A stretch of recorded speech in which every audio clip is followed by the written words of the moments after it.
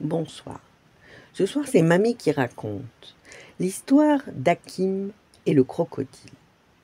Il était une fois, il y a très longtemps, en Afrique, un petit village construit près d'un fleuve. Tous les jours, les habitants le traversaient pour se rendre dans le village voisin, ou y aller pêcher. Mais un matin, une villageoise revint en courant au village. Apeurée, elle annonça: Un énorme crocodile a surgi de l'eau et il a voulu me dévorer. Aussitôt, un groupe d'hommes armés de lances prit la direction du fleuve.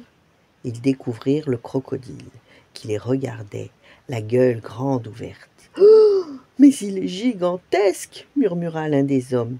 Et tous, terrifiés, s'enfuirent sans demander leur reste. Les jours passèrent.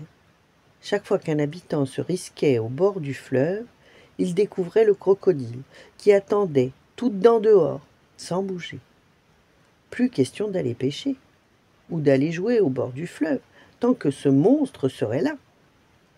Alors un jour, un jeune homme, Hakim, en eut assez. « Mais moi, je dois aller visiter un ami dans le village voisin. Je passerai le fleuve, et ce n'est pas ce maudit crocodile qui va m'en empêcher. » Et Hakim partit.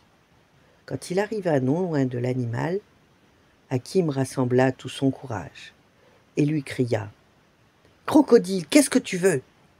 La gueule ouverte, le crocodile répondit: « Ah, allô, ah, ah, ah. » Méfiant, Hakim s'arrêta. Le crocodile avait parlé, non? Mais il n'avait pas compris un seul mot. Avec prudence, il s'approcha de l'animal, qui ferma soudain la bouche avec une grimace de douleur. « S'il te plaît, aide-moi, j'ai affreusement mal aux dents. » Et il rouvrit sa gueule en grand.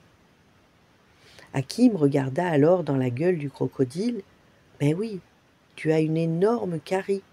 Cette dent est toute pourrie et elle doit te faire souffrir énormément. » Alors Hakim attacha une ficelle au croc malade du crocodile et tira dessus de toutes ses forces.